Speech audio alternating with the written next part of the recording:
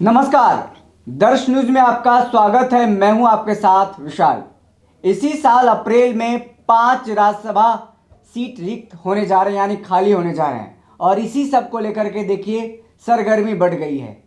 2 seat अभी RJD के पाले में है, तो 2 सीट जेडीयू के पाले में है और 1 सीट उपेंद्र कुशवाहा का, वो भी खाली होने वाला है। इन 5 सीट पर कौन कौन जा रहा है और 2025 के विधानसभा चुनाव के बाद देखिए पूरा जो आंकड़ा है वो बदल गया है, गणित जो है बदल गया है। अब क्या होगा इस पर चर्चा करेंगे। हमारे साथ ज़्यादा चर्चा के लिए मौजूद हैं अनुराग गोयल, जो हमारे सहयोगी हैं, ज़्यादा इस पर जानकारी रखते हैं और लगातार इनका जो पत्रकारिता में अनुभव है, तमाम विषयों पर चर्चा करेंगे। देखिए अलग अलग मुद्दे हो गए और अब जो बारी आ रही है सर कि 5 राज्यसभा सीट खाली होने हैं अप्रैल में, जिसमें उपेंद्र कुशवाहा आरजेडी की तरफ से 2 हैं और फिर जेडीयू की तरफ से 2 हैं। तो कौन कहाँ फिट बैठ रहा है, कौन कौन जा रहा है सर? बिल्कुल विशाल, देखिए अगर बात करें तो कई सारी बड़ी सीटें खाली हो रही हैं। लगभग 73 सीटें जो है खाली हो रही हैं राज्यसभा में, जिसमें 5 सीटें बिहार से भी हैं। और अगर यूँ कहा जाए कि एनडीए की ताकत बढ़ने भी जा रही है इसमें। अभी फिलहाल अगर कहें तो बीजेपी के 103 सांसद हैं, राज्यसभा के सांसद 30 रिटायर कर रहे हैं, लेकिन 32 के आने की संभावना है। दरअसल बिहार में जिस तरह से ताकत बढ़ी है एनडीए की, पिछली सरकार थी कम उसके पास विधायक थे, और अब जो नई सरकार बनी है उसके पास 202 विधायक हैं, बड़ी ताकत है।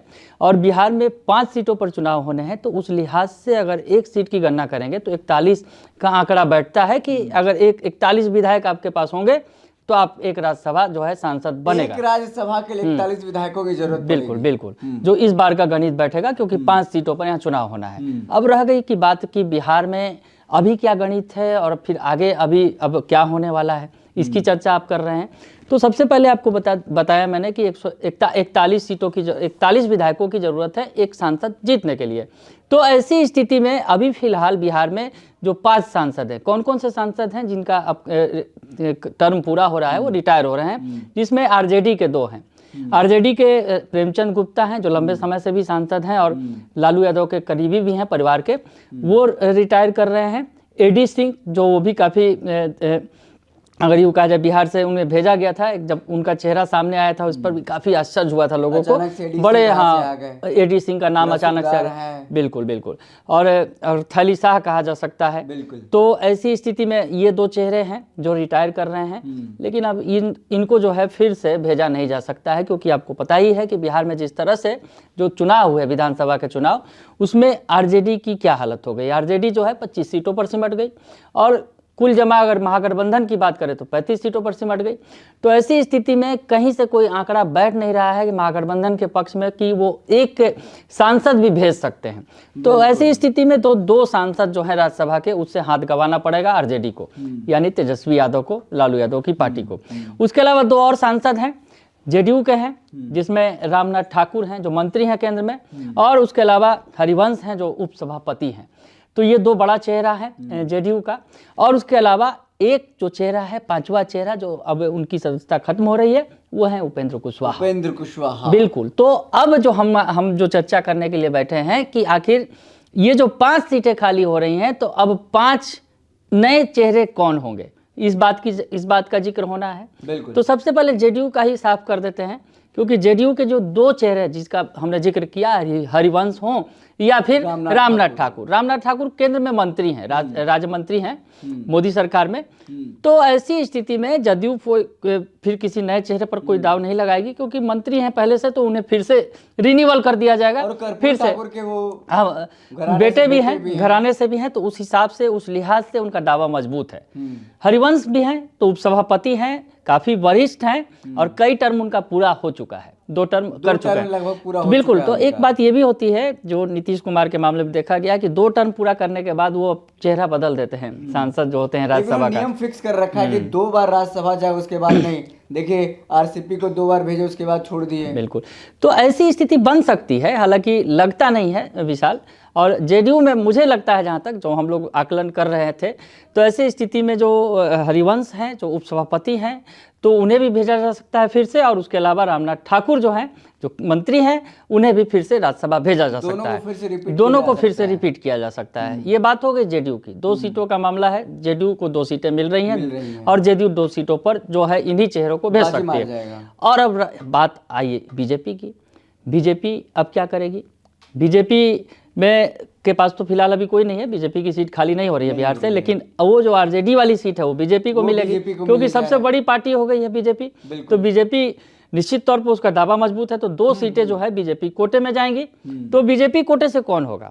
तो सबसे पहला नाम जिसको आसानी से आप भी गेस कर सकते हैं, कोई भी गेस कर सकता है, नितिन नवीन होंगे, क्योंकि राष्ट्रीय कार्यकारी अध्यक्ष बने हैं और खरमास के बाद पूर्णतः अध्यक्ष भी, पूर्णकालिक अध्यक्ष भी बन जाएंगे, राष्ट्रीय अध्यक्ष बन जाएंगे और उनको बंगला भी आवंटित कर दिया गया है। दिल्ली में बकायदा उनको राष्ट्रीय अध्यक्ष का बकायदा बिल्कुल, तो बंगला भी आवंटित कर दिया है। सुनहरी बाग का जो बंगला है, जो काफी पॉश इलाके में है, जहां राहुल गांधी का भी घर है, होम मिनिस्टर जो हैं अमित शाह उनका भी है, वहीं पर उन्हें बंगला दिया गया है।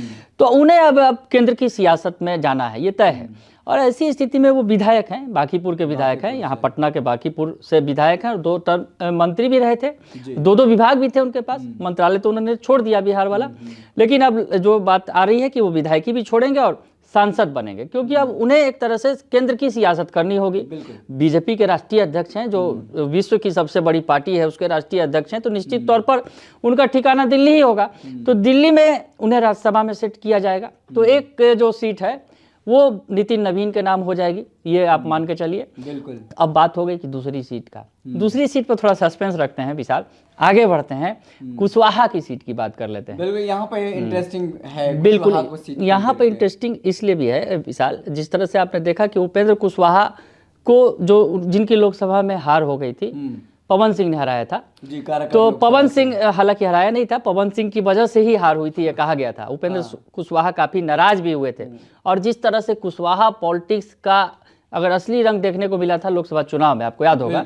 और उपेंद्र कुशवाहा की वजह से भोजपुरी बेल्ट में अगर कहे तो बड़ा डेंट लग गया था एनडीए को, पूरा शाहबाद जो है खाली हो गया था एक तरह से। बीजेपी का गढ़ रहा है, हालांकि हाँ किला फतह हो, बिल्कुल, विधानसभा में हालांकि वापसी हो गई, लेकिन लोकसभा में जो दिखा था आपको कि कुशवाहा पॉलिटिक्स करके किस तरह से लालू यादव ने राजपूतों के गढ़ औरंगाबाद में से अभय कुशवाहा को भेज दिया था, वो जितवा दिया था। तो एक कुशवाहा जो है काफी मजबूत दिखे थे। तो ऐसी स्थिति में कुशवाहा खुश करने के लिए बीजेपी ने राज्यसभा भेजा था। हालांकि वो छोटा टर्म वाला सीट दिया था, वो खत्म हो, बिल्कुल अगर छोटा रिचार्ज था, लेकिन कुशवाहा ने इस विधानसभा चुनाव में अगर यूं कहा जाए बड़ा दाव खेल दिया।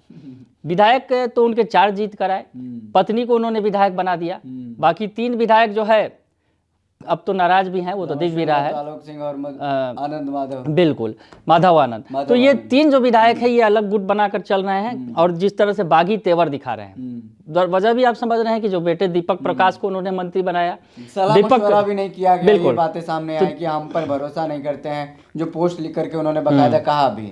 दीपक प्रकाश को मंत्री बनाया और दीपक प्रकाश के मंत्री बनने के बाद ही ये विवाद खड़ा हुआ, पार्टी टूट गई। जिसका वो कह रहे थे कि बेटे को बनाकर पार्टी को जोड़े रखेंगे, लेकिन बेटे ही की वजह से पार्टी अगर कहा जाए तो टूटने के कगार पर आ गई है और 3 विधायक बागी तेवर में हैं। तो और बीजेपी के अध्यक्ष से मिले थे, आपको याद भी होगा, वो जो तस्वीर निकल कर आई थी, नितिन नवीन से मिल रहे थे। इधर लिट्टी पार्टी हो रही थी, उधर वो नितिन नवीन से मिल रहे थे। उनकी पार्टी में नहीं गए थे, कुशवाहा की पार्टी में तीनों विधायक दिल्ली में गए थे, नहीं बिहार में मिलन समारोह। तो उसके बाद ये माना जा रहा है कि वो टूटकर बीजेपी के साथ जा सकते हैं, अलग गुट बना सकते हैं, तमाम तरह की चर्चा हो रही है। तो ऐसी स्थिति में उपेंद्र कुशवाहा को फिर से रिचार्ज किया जाएगा क्या, ये बड़ा सवाल हो रहा है कि मतलब फिर से राज्यसभा भेजा जाएगा क्या। तो उस पर सस्पेंस है। सस्पेंस इसलिए भी है विशाल, क्योंकि जिस तरह से दावा कर दिया गया है चिराग पासवान की तरफ से भी, चिराग पासवान के 19 विधायक हैं, तो ऐसे में उनका दावा स्वाभाविक तौर पर ज़्यादा है। हालांकि 41 विधायक चाहिए, तो बिना अपने सहयोगी के सहयोग से वो नहीं जा सकते हैं।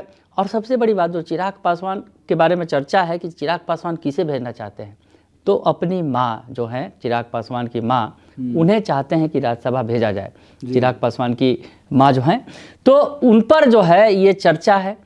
तब ऐसे में कुशवाहा का मामला फंस सकता है चिराग पासवान क्या अगर दावा करेंगे? करेंगे। बिल्कुल। बीच में अपने मांझी को भी देखा कि किस तरह से मांझी भी जो है कह रहे थे, कुशवाहा पर तक हमलावर हो गए थे, वो कह काफी रहे थे कि किरकिरी हमें भी हुई। भरोसा दिलाया गया, हमें कहा गया था कि 2 लोकसभा का टिकट दिया जाएगा, लेकिन हमें ही दिया गया। लेकिन हम शुक्रिया अदा करते हैं मोदी जी का कि हमें केंद्र में मंत्री बनाया गया है, लेकिन अब एक राज्यसभा चाहिए चाहिए। बिल्कुल, तो मांझी भी दावा कर रहे हैं, तो सहयोगी पार्टी है। हालांकि एनडीए के अंदर लड़ाई है, लेकिन 5वीं सीट की लड़ाई भी लड़नी होगी आपको। 5वीं सीट की लड़ाई इसलिए लड़नी होगी कि आपको 41 के आंकड़े के लिहाज से अगर आप देखेंगे, 4 सीटें तो एनडीए के पक्ष में आ गई, लेकिन जो आखिरी सीट है 5वीं सीट, उसमें 3 विधायक कम पड़ेंगे। अब 3 विधायक आएंगे कहाँ से, ये बड़ा सवाल है, क्योंकि वो तो ऐसा गणित है कि बड़ा ही मुश्किल है। अब उसमें क्या होगा ये तो आप समझते ही हैं, हॉर्स ट्रेडिंग चलती है और क्या कुछ होता है, तो वो तो राज्यसभा में बहुत कुछ होता है।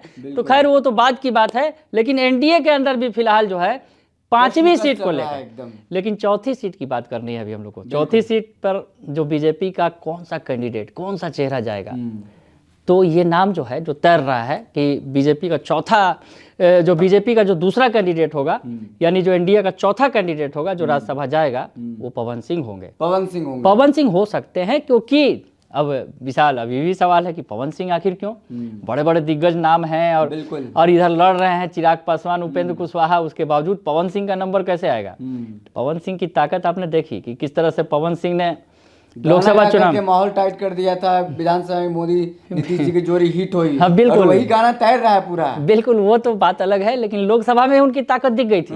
लोकसभा चुनाव में जिस तरह से पवन सिंह ने अपनी ताकत दिखाई, काराकाट से उतरे थे तो उपेंद्र कुशवाहा का पत्ता ही साफ कर दिया और महागठबंधन की जीत हो गई थी, आपको याद होगा। एनडीए और इतना ही नहीं, एनडीए अगर कहा जाए कि पवन सिंह की वजह से राजपूत बिरादरी का जो वोट छिटक गया और कुशवाहा बिरादरी कहीं ना कहीं जो है, अगर दोनों में गड़बड़ी स्थिति हो गई, कहीं मैच नहीं हो पाया, वोट एकजुट नहीं हो पाए, और क्या हुआ था आपने लोकसभा में देखा था। तो पवन सिंह को उम्मीद थी, पवन सिंह की वापसी हो गई बीजेपी में, लोकसभा में तो नहीं मिला टिकट, क्योंकि उन्हें मिला था आसनसोल का टिकट, बोले हम नहीं लड़ेंगे चुनाव। उसके बाद विधानसभा में उम्मीद थी कि चलो विधानसभा में टिकट मिलेगा, लेकिन विधानसभा में नहीं मिला टिकट। पवन सिंह शांत बैठे थे और पार्टी के लिए प्रचार कर रहे थे। पवन सिंह के प्रचार का, जैसा कि आपने कहा कि गाना गाया, जोड़ी मोदिया नीतीश के हिट हो गई, वो गाना का बड़ा इम्पैक्ट रहा। पवन सिंह के चुनाव प्रचार का बड़ा जो इम्पैक्ट कहा जाए कि दिखा, और इसका इनाम उन्हें मिल सकता है। ये बातें जो है, हाँ, इनाम उनको मिल सकता है, बिल्कुल, राज्यसभा उनको भेजा जा सकता है। बिल्कुल। और उन्होंने जिस तरह से विधानसभा में खुद को संयत किया और पार्टी के लिए जो है पूरी तरह समर्पित भाव से उन्होंने प्रचार किया, और उसका फायदा मिला भोजपुरी बेल्ट में। और अब जो जीत हुई है, जो बड़ी जीत है, सरकार भी बन गई है, तो पवन सिंह को इसका इनाम मिलेगा। यानी 4 सीट कंफर्म है कि एनडीए का 5वां सीट के लिए उपेंद्र कुशवाहा वाला जो सीट है वो फंस सकता है। उपेंद्र कुशवाहा और चिराग पासवान के बीच एनडीए के अंदर लड़ाई होगी, और अब बाहर से कैसे निपटेंगे 5वें सीट में, के विधायकों पर भरोसा रहना पड़ेगा। अब विपक्ष के विधायकों के भरोसे रहना पड़ेगा, 3 विधायक अब सपोर्ट लेना होगा किसी का, तभी तो जीत पाएंगे। तो ऐसी स्थिति में विपक्ष तो उस स्थिति में नहीं है, तो ऐसे में एनडीए का दावा मजबूत लगता है कि कहीं विपक्ष के सपोर्ट से, या फिर कहीं कोई ऐसा खेल हो उसमें जो 5वीं सीट आ जाए एनडीए के खाते में ही, 5 के 5 सीट आ सकती है। तो ये सबसे बड़ी बात जो हमने आपको बताया कि जो 5 सीटें हैं, 5 सीटों पर 2 सीटें जेडीयू के खाते में जाएंगी, 2 बीजेपी के खाते में जाएंगी। चेहरा भी हमने आपको बताया कि जेडीयू के खाते से रामनाथ ठाकुर जाएंगे, हरिवंश फिर से जाएंगे राज्यसभा में, हो सकता है, लगभग तय माना जा रहा है। उसके अलावा बीजेपी की तरफ से नितिन नवीन जाएंगे ही जाएंगे, क्योंकि राष्ट्रीय कार्यकारी अध्यक्ष हैं और अब राष्ट्रीय अध्यक्ष बनने जा रहे हैं। उन्हें बंगला भी दे दिया गया है दिल्ली में, तो उन्हें दिल्ली में सेट किया जाएगा। और रह गया चौथा नाम पवन सिंह का है, जिस पर काफ़ी उम्मीद है कि पवन सिंह को ही राज्यसभा भेजा जाएगा बीजेपी कोटे से। तो 4 सीटें तय हो गई। मामला सस्पेंस जो है, सबसे बड़ी बात उपेंद्र कुशवाहा पर है कि क्या उपेंद्र कुशवाहा की दाल गलेगी या चिराग पासवान का पत्ता चलेगा। अब ये तो देखना होगा विशाल, लेकिन फिलहाल जो है यही स्थिति बन रही है। लेकिन सबसे बड़ी बात, सबसे बड़ा नुकसान आरजेडी को हो रहा है, तेजस्वी यादव को हो रहा है कि उनको जो है अपने 2 राज्यसभा सांसदों से हाथ गंवाना पड़ेगा। जी बिल्कुल। तो पूरे आंकड़े और गणित क्या है पूरा राज्यसभा का उन्होंने अनुराग सर ने बताया, और तमाम जो मुद्दे हैं उसको लेकर के देखिए पूरा एकदम जो क्लियर कट है वो बात सामने आ गई है, कौन कौन जा रहे हैं, कौन कौन जीतने वाले हैं। लेकिन 5वें राज्यसभा सीट को लेकर के फाइट होनी है, वो फाइट उपेंद्र कुशवाहा और चिराग पासवान के बीच में कौन जीतता है कौन हारता है वो तो आने वाले दिनों में देखना होगा जब अप्रैल में सीट खाली होता है। लेकिन इस खबर में हम आपको यहीं पे छोड़े जाते हैं, फिर मिलते हैं किसी बड़ी खबर के साथ। तब तक के लिए देश दुनिया की तमाम खबरों को देखते रहें। दर्शक न्यूज़ के साथ बने रहें। बहुत बहुत शुक्रिया।